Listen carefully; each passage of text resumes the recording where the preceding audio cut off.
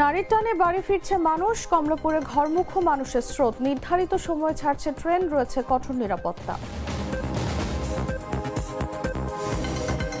বিদেশগামী প্রবাসীদের স্বস্তি, বিমানবন্দরের পাশেই মাত্র 200 টাকায় মিলছে থাকার ব্যবস্থা, রয়েছে যাতায়াতের সুবিধাও। লালমনিরহাটে ট্রাক চাপায় একই পরিবারের 3 জন নিহত, গুরুতর আহত এক, আইনি ব্যবস্থা প্রক্রিয়াধীন। টানা 30 ঘন্টার বেশি সময় ধরে চলেছে যুক্তরাষ্ট্রের সর্বাধুনিক ও সবচেয়ে বড় বিমানবাহী রণতরী, অসুস্থ বেশ কয়েকজন সেনা। এবং ইংলিশ প্রিমিয়ার লিগে নিয়ম ভেঙে শাস্তির মুখে চেলসি, গুনতে হবে জরিমানা, ট্রান্সফার নিষেধাজ্ঞা।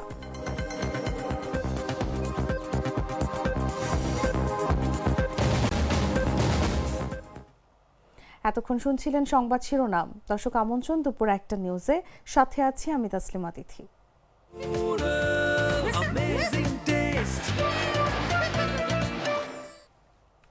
চলে যাচ্ছি পুরো খবরে। ঈদ আনন্দ উদযাপন করতে নারীর টানে বাড়ি ফিরছে মানুষ। ঈদ উল ফিতর উপলক্ষে রাজধানী ছাড়ার চিরচেনা স্রোত এখন কমলাপুর রেলওয়ে স্টেশনে। সোমবার সরকারি শেষ কর্মদিবস হওয়ার পর রাত থেকে স্টেশনে ঘরমুখো মানুষের উপচে পড়া ভিড় দেখা গেছে। সোমবার রাতের মতো মঙ্গলবার ভোর থেকেই কমলাপুর রেলওয়ে স্টেশনে যাত্রীদের উপচে পড়া ভিড়। তবে যাত্রীচাপ থাকলেও এখন পর্যন্ত কোনো ট্রেন বিলম্বে ছাড়েনি, ফলে ভিড় বেশি হলেও যাত্রীদের বেশ উৎফুল্ল দেখা গেছে। স্টেশন ম্যানেজার বলছেন, নির্ধারিত সময়ে ছাড়ছে ট্রেন, রয়েছে কঠোর নিরাপত্তাও।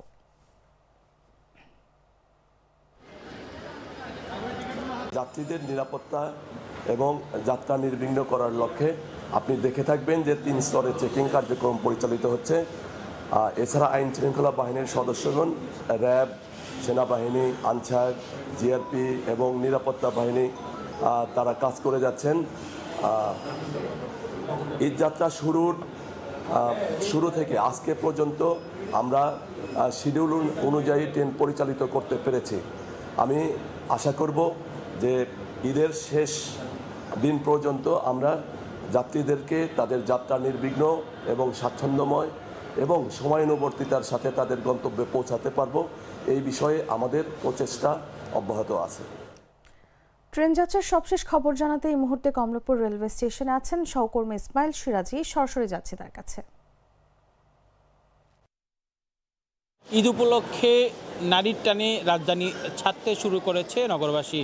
আমরা এই মুহূর্তে রয়েছি রাজধানীর কমলাপুরে, আপনাদের দেখানোর চেষ্টা করছি যে এই মুহূর্তে কিন্তু কমলাপুরে ঘরমুখী মানুষের কিন্তু একটি ভিড়, সেটি কিন্তু লক্ষ্য করতে পারছে। অর্থাৎ গতকাল সরকারি অফিস ছুটির পর থেকেই কিন্তু গতকাল রাত এবং সকাল থেকেই বিভিন্ন যেই গন্তব্যস্থানে যাওয়ার যেই স্থানগুলো রয়েছে, অর্থাৎ সদরঘাট, গাবতলী, সায়দাবাদ এবং কমলাপুরে, সেই স্থানগুলোতে কিন্তু যাত্রীদের উপচে পড়া ভিড় রয়েছিল। সেই ধারাবাহিকতা দেখছি যে সকাল থেকে কিন্তু বেলা বাড়ার সঙ্গে সঙ্গে এই কমলাপুরে যাত্রীর সংখ্যা কিন্তু বৃদ্ধি পাচ্ছে। ইতিমধ্যে কমলাপুর থেকে 21টি ট্রেন ছেড়ে গেছে এবং সকল ট্রেন সঠিক সময়ে ছেড়ে গেছে বলে স্টেশন ম্যানেজার তিনি জানিয়েছেন। আমরা দেখছি যে এখনও কিন্তু যাত্রীরা অপেক্ষা করছেন, তারা নির্দিষ্ট যে গন্তব্যের ট্রেন রয়েছে সেই ট্রেনের জন্য কিন্তু অপেক্ষা করছেন। এই যাত্রীর যে চাপ সেটি আজকে কিছুটা কম থাকলেও স্টেশন সংশ্লিষ্টরা জানাচ্ছেন যে আগামীকাল এই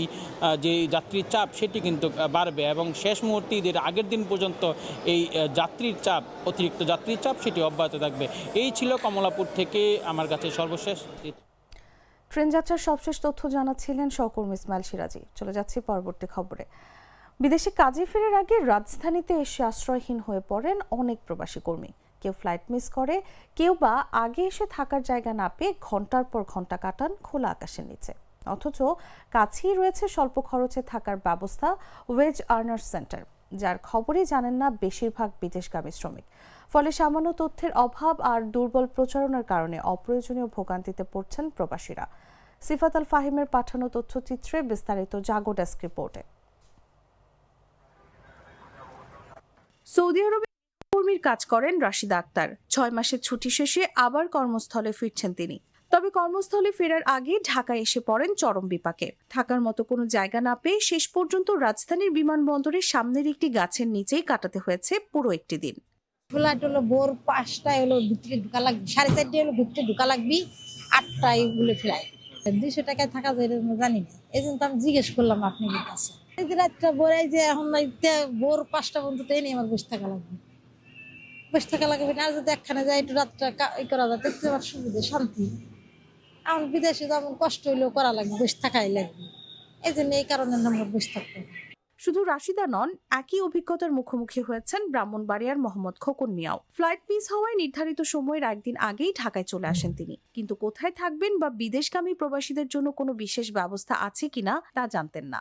সিস্টেমের আজকে ফ্লাইট মিস, কিন্তু এগুলো যে হোটেল যা আছে আমরা আসলে বলতে পারি না। যদি জানতাম আমরা তাহলে তো আমরা সুযোগ সুবিধা একটু ভালো হতো।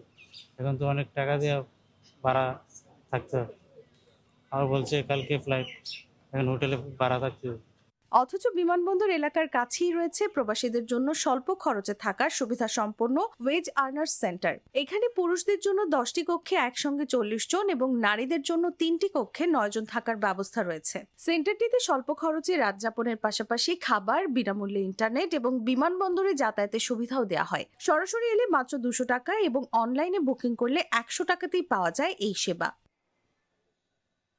তবে পর্যাপ্ত প্রচারণার অভাব এবং সেন্টারে যাওয়ার রাস্তার দুরবস্থার কারণে অনেক প্রবাসী এ সুবিধা সম্পর্কে জানেন না। ফলে বিদেশে যাওয়ার আগে ঢাকায় এসে অনেককে পড়তে হচ্ছে অপ্রয়োজনীয় ভোগান্তিতে। এটা তো অবশ্যই ঝামেলা, যদি যেহেতু হোটেল এদিকে আশেপাশে কোনো হোটেল নাই, সবার যাইতে ওই দিকে যাইতে হয়, কিন্তু অনেকে জানে না এই হোটেলটা যেখানে আছে। হ্যাঁ, ওরা অনেক সময় অন্য অন্য হোটেলে গিয়ে উঠতে হয়, অনেক টাকা দিয়ে উঠা লাগে। এত সুন্দর জায়গা করে দিয়েছে, তারা এখানে রাত্রি যাপন করতে পারবে, তাই না? তার 1500 টাকা, তার 2000 টাকা তা আপনার বোর্ডিং ভাড়া থাকতে হয় না। ভালো হচ্ছে সরকারের জন্য, কিন্তু এটা প্রচার করতে হবে। সংশ্লিষ্টদের মতে কার্যকর প্রচারণা এবং যোগাযোগ ব্যবস্থার উন্নয়ন করা গেলে বিদেশগামী প্রবাসীদের জন্য এই উদ্যোগটি বড় স্বস্তি হয়ে উঠতে পারে।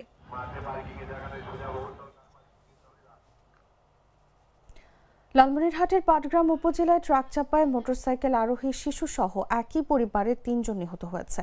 মঙ্গলবার সকাল 9:30টার দিকে উপজেলার মির্জারকোট মডেল মসজিদ সংলগ্ন মহাসড়কে এই দুর্ঘটনা ঘটে। এই ঘটনায় গুরুতর আহত হয়েছে তাদের আরেক শিশুকন্যা।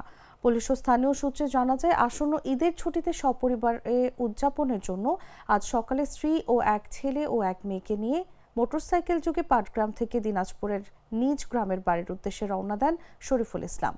তাদের বহনকারী মোটরসাইকেলটি মির্জারকোট মডেল মসজিদ এলাকায় পৌঁছালে বিপরীত দিক থেকে আসা বেপরোয়া গতির একটি ট্রাক তাদের সজোরে ধাক্কা দেয়।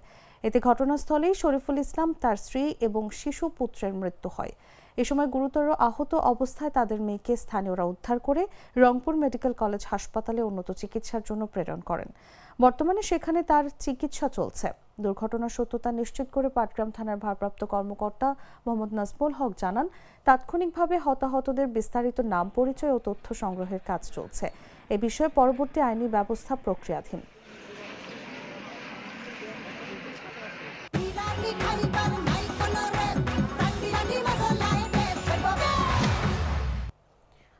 বঙ্গবন্ধু শেখ মুজিবুর রহমানের 107তম জন্মদিন আজ। 1920 সালের 17 মার্চ গোপালগঞ্জ জেলার টুঙ্গিপাড়া গ্রামে জন্ম নেন তিনি।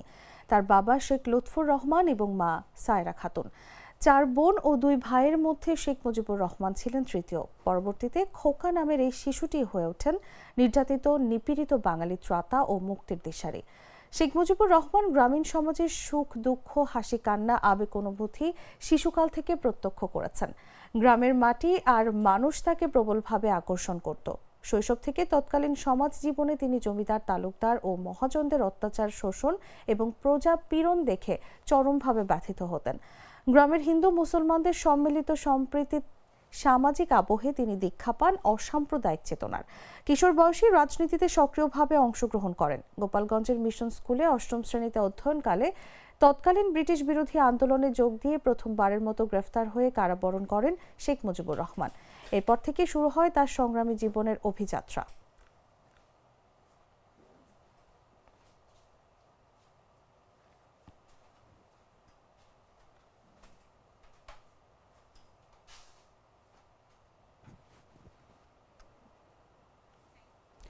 আসন্ন ঈদ উল ফিতরের টানা ছুটিকে সামনে রেখে পর্যটকদের বরণে প্রস্তুত দেশের দ্বিতীয় বৃহত্তম সমুদ্র সৈকত কুয়াকাটা। পর্যটকদের সেবা দিতে এখন ব্যস্ত সময় পার করছেন পর্যটক সংশ্লিষ্ট বিভিন্ন পেশার ব্যবসায়ীরা। ইতিমধ্যে 40% হোটেল রিসোর্ট বুকিং সম্পন্ন হয়েছে। হোটেল কর্তৃপক্ষ ও সংশ্লিষ্ট ব্যবসায়ীদের সঙ্গে কথা বলে জানা গেছে, সোমবার পর্যন্ত প্রথম শ্রেণীর হোটেলগুলোর প্রায় 40 থেকে 50% কক্ষ এবং দ্বিতীয় শ্রেণীর হোটেলগুলোর 30 থেকে 40% কক্ষ অগ্রিম বুকিং হয়ে গেছে। পর্যটকদের সার্বিক নিরাপত্তা, সর্বোচ্চ সুযোগ সুবিধা এবং নিরাপদ ভ্রমণ নিশ্চিত করতে কাজ করছে সংশ্লিষ্ট কর্তৃপক্ষ। পর্যটকদের বরণে হোটেল মোটেলগুলো রঙিন সাজে সেজে উঠেছে। সৌন্দর্য বর্ধন করা হয়েছে যাতায়াতের পথঘাট। আবাসিক হোটেল ও রিসোর্টগুলো তাদের কক্ষগুলো নতুনভাবে সাজিয়ে পর্যটক আকর্ষণে প্রতিযোগিতায় নেমেছে। টুরিস্ট পুলিশ কুয়াকাটা রিজিয়নের সহকারী পুলিশ সুপার হাবিবুর রহমান জানান, ঈদের ছুটিতে পর্যটকদের নিরাপত্তায় সার্বিক ব্যবস্থা নেওয়া হয়েছে। লেম্বুরবন থেকে রামনাবাদ চ্যানেল পর্যন্ত বিভিন্ন এলাকায় টুরিস্ট পুলিশের একাধিক টিম মোতায়েন থাকবে। জলস্থলপথে সার্বক্ষণিক পর্যটকদের সেবায় তারা নিয়োজিত থাকবে। এই রোজার মাসের জন্য আমাদের টোটাল সিজনটাই একদম মোটামুটি ভালোই যায়নি, যার জন্য এখন একটা নির্বাচিত হয়ে গেছে। নির্বাচিত সরকারের সাথে দেশে শান্তি বিরাজ করছে। আশা করা যায় ঈদ উল ফিতর উপলক্ষে খুব পর্যটকদের উপচে পড়া ভিড় হওয়ার সম্ভাবনা আছে। 7-8 দিনের ছুটিতে আমাদের কুয়াকাটার পর্যটন নগরীর হোটেল মোটেলগুলি মোটামুটি পর্যটক সেবা দেওয়ার জন্য প্রস্তুতি সম্পন্ন করে আছে। আশা করা যায় 7-8 দিনের যে ভালো ছুটি আছে সেই ছুটিতে পর্যটক কানায় কানায় ভরা থাকবে এবং পর্যটন সেবা নিশ্চিত হবে বলে আশা করা যায়। 19 তারিখ 20 তারিখ থেকে যারা চাঁদ রাত এখানে থেকে ঈদটা কুয়াকাটাতে উদযাপন করতে যাচ্ছেন, এরকমেরও কিছু বুকিং পাচ্ছি, কিন্তু 20 তারিখের পরে 21-22 থেকে আলহামদুলিল্লাহ বেশ ভালো বুকিং পাচ্ছি। অলমোস্ট 60 থেকে 70% বুকিং কাজ। চট্টগ্রামের সীতাকুণ্ড উপজেলার জঙ্গল সলিমপুর। দীর্ঘদিন ধরে এটি ছিল সন্ত্রাসীদের শক্ত ঘাঁটি ও অপরাধের নিরাপদ আশ্রয়স্থল। প্রায় 2.5 দশক ধরে পাহাড় ঘেরা এই এলাকায় চলেছে সন্ত্রাসীদের অলিখিত শাসন। তবে সম্প্রতি আইন শৃঙ্খলা বাহিনীর বড় ধরনের যৌথ অভিযানের পর রক্তপাত ছাড়াই বদলে যেতে শুরু করেছে সেই আতঙ্কের জনপদ। স্থাপন করা হয়েছে পুলিশের অস্থায়ী ক্যাম্প, চলছে নিয়মিত টহল। তবুও প্রশ্ন রয়ে গেছে, অভিযানে কয়েকজন গ্রেফতার হলেও পালিয়ে যাওয়া গডফাদারদের ছাড়া জঙ্গল সলিমপুরের শান্তি কতটা টেকসই হবে? বিস্তারিত জাগো ডেস্ক রিপোর্টে।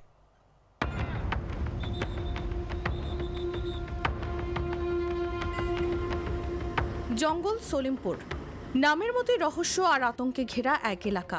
প্রায় 2.5 দশক ধরে এই অঞ্চল ছিল সন্ত্রাসীদের দখলে, যেখানে চলত তাদেরই অলিখিত আইন। পাহাড়ি ঘাটি থেকেই পরিচালিত হতো চট্টগ্রাম নগরীর বিভিন্ন অপরাধমূলক কর্মকাণ্ড।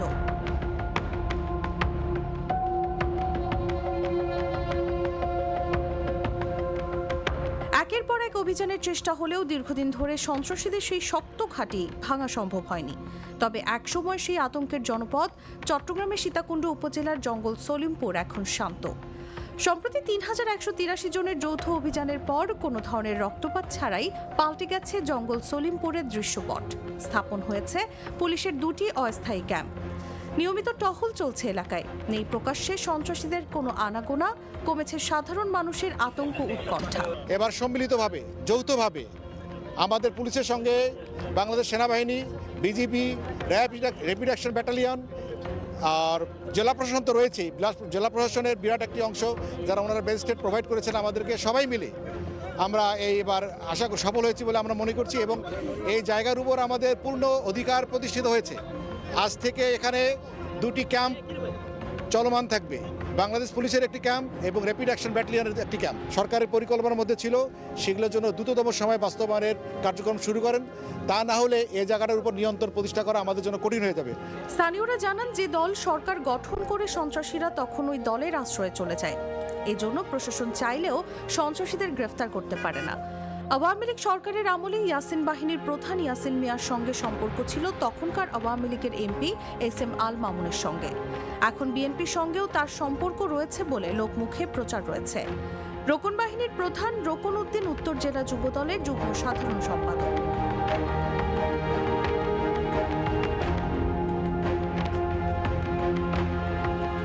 এবার অভিযানে বেশ কিছু অস্ত্র উদ্ধার ও 22 জনকে গ্রেফতার করলেও জঙ্গল সলিমপুর নিয়ন্ত্রণ করা সন্ত্রাসীদের গডফাদার কেউ গ্রেফতার হয়নি।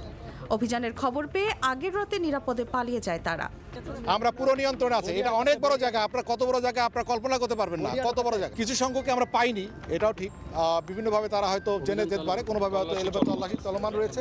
তবে আমরা এখন পর্যন্ত কাউকে উপকূলীয় অঞ্চলে লবণাক্ত জমি একসময় কৃষির জন্য বড় বাধা ছিল। আমন ধান কাটার পর বছরের বেশিরভাগ সময় এসব জমি পড়ে থাকতো অনাবাদি।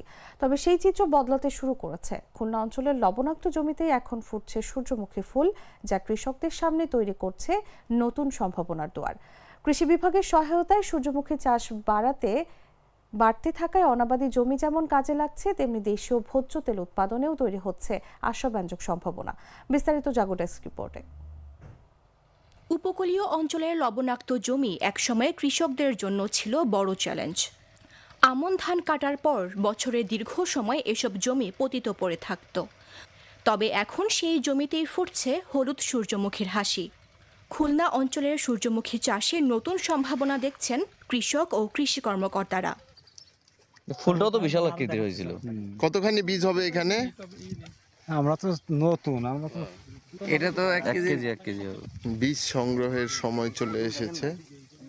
কৃষি সম্প্রসারণ অধিদপ্তরের পার্টনার প্রকল্পের সহায়তায় খুলনা, বাগেরহাট, সাতক্ষীরা ও নড়াইল জেলায় কৃষকদের সূর্যমুখী চাষে উৎসাহ দেওয়া হচ্ছে। প্রকল্পের আওতায় দেওয়া হচ্ছে বীজ, সার, কীটনাশক ও প্রশিক্ষণ। ফলে আগে অনাবাদি থাকা লবণাক্ত জমিতেই এখন শুরু হয়েছে সূর্যমুখীর আবাদ। বাড়ি সূর্যমুখী 3 যে এত বড় হয় আসলে আমার দেখায় প্রথম।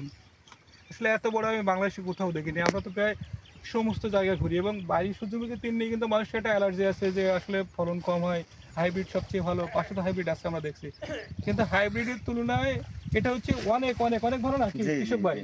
অনেক ভালো না, এবং হচ্ছে জীবনকাল কিন্তু অনেক কম। কৃষি বিভাগের তথ্য অনুযায়ী খুলনা অঞ্চলের প্রায় 57% জমি লবণাক্ত। আমন ধান কাটার পর খরিফ 1 মৌসুমে প্রায় 2.5 লাখ হেক্টর জমি পতিত থাকে। কিন্তু সূর্যমুখী গাছ 15 DS/মিটার পর্যন্ত লবণাক্ততা সহ্য করতে পারে, যা এ অঞ্চলের জন্য সম্ভাবনাময় ফসলে পরিণত হয়েছে। তো পার্টনার প্রকল্প থেকে আমার উপসি একটা জাতের সূর্যমুখী আছে, এখানে চাষিদের দিয়ে চাষ করানো হয়েছে বাড়ি সূর্যমুখী 3, যেটা আসলে আমি কল্পনাও করতে পারিনি যে হাইব্রিডের থেকেও এত ভালো ফলন হবে। আমি যখন চাষিদের এটা লাগাইছি, আমি থেকেই লাগাইছি, এবং সপ্তাহে ম্যাক্সিমাম টাইম আমি সূর্যমুখীর পিছনে সময় দিয়েছি। তো প্রথমে একটু পোকায় খাইয়েছিল, তখন আমি আসলে অনেক টেনশনে ছিলাম যে কি হবে, কেমন হবে। চাষিরাও হতাশ হয়ে পড়েছিল। পরবর্তীতে দেখা যায় কি না, আস্তে আস্তে যখন যত্ন নেওয়া হয় তখন ফুলটা এত বড় হবে আমিও আসলে কল্পনা করতে পারিনি, এবং চাষিরাও ভীষণ খুশি, এবং অনেকেই আশপাশে দেখে উদ্বুদ্ধ হয়েছে যে পরবর্তীতে তারা এটা চাষ করবে। নড়াইলের কৃষকরা জানালেন, আগে আমন কাটার পর জমি ফাঁকা পড়ে থাকতো। এবার প্রথমবার সূর্যমুখী চাষ করে ভালো ফলন পাচ্ছেন তারা। আমি তো মশলা বদলে ফেলেছি, এবার আপনিও বদলে ফেলুন। একবার প্রাণ গুঁড়া মশলা ব্যবহার করেই দেখুন। জানাবো আন্তর্জাতিক সংবাদ।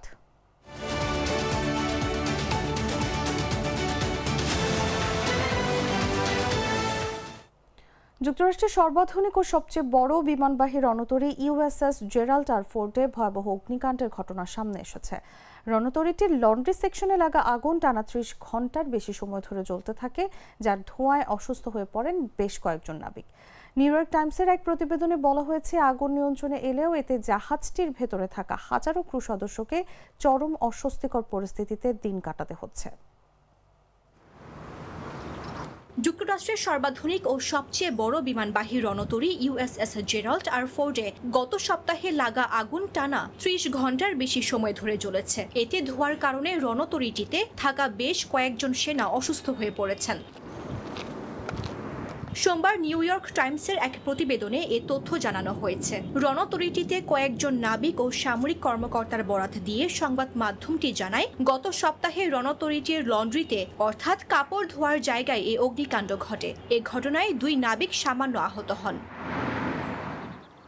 এর আগে মার্কিন নৌবাহিনী এক বিবৃতিতে জানিয়েছিল আগুন নিয়ন্ত্রণে আনা হয়েছে ও এটি কোনো যুদ্ধকালীন হামলার ঘটনা নয়। ইরানের সঙ্গে চলমান যুদ্ধের সময় লোহিত সাগরে মোতায়েন করা 1 লাখ টন ওজনের এই রণতরীর সামরিক কার্যক্রম ব্যাহত হয়নি বলে নৌবাহিনী দাবি করেছে। তবে 13 বিলিয়ন বা $1,300 কোটি মূল্যের এই রণতরীটিতে থাকা প্রায় 4,500 ক্রু ও বিমান সেনা বর্তমানে চরম অস্বস্তিকর অবস্থায় রয়েছে বলে জানিয়েছে নিউ ইয়র্ক টাইমস।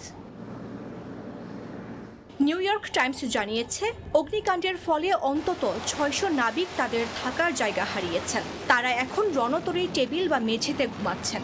এছাড়া লন্ড্রি পুড়ে যাওয়ায় অনেকেই কাপড় ধুতে পারছেন না। পারস্য উপসাগর ও লোহিত সাগরের দায়িত্বে থাকা মার্কিন 5ম নৌবহরের কাছে এ বিষয়ে মন্তব্য জানতে চেয়েছে CNN। এদিকে 10 মাস ধরে মোতায়েন থাকা এই রণতরীটিতে টয়লেট সমস্যাও প্রকট হয়ে উঠেছে। NPR এর প্রতিবেদন অনুযায়ী গত কয়েক বছর ধরে এর টয়লেট মেরামতে বারবার বাইরে থেকে সাহায্য নিতে হয়েছে।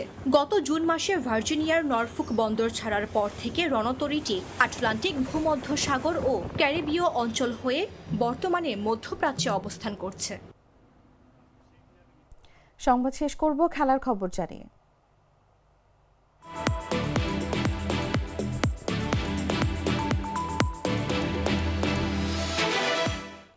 ইংলিশ প্রিমিয়ার লিগের নিয়ম ভঙ্গের অভিযোগে শাস্তির মুখে পড়েছে চেলসি। লন্ডনের এই ক্লাবকে 10.75 মিলিয়ন পাউন্ড জরিমানা করা হয়েছে এবং 1 বছরের জন্য স্থগিত ট্রান্সফার নিষেধাজ্ঞা দেওয়া হয়েছে। পাশাপাশি ক্লাবটির একাডেমির ওপর তাৎক্ষণিকভাবে 9 মাসের ট্রান্সফার নিষেধাজ্ঞা আরোপ করা হয়েছে। এই শাস্তি মূলত অতীতের আর্থিক অনিয়মের সঙ্গে সম্পর্কিত, যা 2022 সালে ক্লাবটির মালিকানা পরিবর্তনের পর সামনে এসেছিল। মার্কিন ব্যবসায়ী টড বোহেলের নেতৃত্বাধীন কনসোর্টিয়াম রোমান আব্রামোভিচ এর কাছ থেকে ক্লাবটি অধিগ্রহণ করার পর এসব তথ্য প্রিমিয়ার লিগ কর্তৃপক্ষের কাছে তুলে ধরে। তদন্তে জানা যায় 2011 থেকে 2018 সালের মধ্যে ক্লাব সংশ্লিষ্ট তৃতীয় পক্ষের মাধ্যমে খেলোয়াড়, অনিবন্ধিত এজেন্ট এবং অন্যান্য পক্ষকে গোপন অর্থ প্রদান করা হয়েছিল। এসব লেনদেন ক্লাবের আর্থিক প্রতিবেদনে সঠিকভাবে উল্লেখ করা হয়নি। তবে প্রিমিয়ার লিগ কর্তৃপক্ষ জানিয়েছে এসব অর্থ যথাযথভাবে হিসাবভুক্ত করা হলেও ক্লাবটির লাভ লোকসান ও টেকসই নীতিমালা ভঙ্গ করত না। ফলে চেলসি পয়েন্ট কাটা যাওয়ার মতো কঠোর শাস্তি থেকে রেহাই পেয়েছে।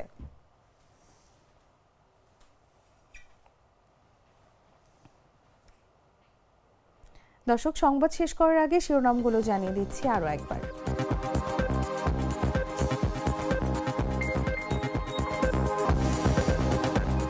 নারীর টানে বাড়ি ফিরছে মানুষ। কমলাপুরে ঘরমুখো মানুষের স্রোত। নির্ধারিত সময়ে ছাড়ছে ট্রেন, রয়েছে কঠোর নিরাপত্তা। বিদেশগামী প্রবাসীদের স্বস্তি। বিমানবন্দরের পাশেই মাত্র 200 টাকায় মিলছে থাকার ব্যবস্থা, রয়েছে যাতায়াতের সুবিধাও। লালমনিরহাটে ট্রাক চাপায় একই পরিবারের 3 জন নিহত, গুরুতর আহত 1, আইনি ব্যবস্থা প্রক্রিয়াধীন। টানা 30 ঘন্টার বেশি সময় ধরে জ্বলেছে যুক্তরাষ্ট্রের সর্বাধুনিক ও সবচেয়ে বড় বিমানবাহী রণতরী। অসুস্থ বেশ কয়েকজন সেনা। এবং ইংলিশ প্রিমিয়ার লিগে নিয়ম ভেঙে শাস্তির মুখে চেলসি, গুনতে হবে জরিমানা, ট্রান্সফার নিষেধাজ্ঞা।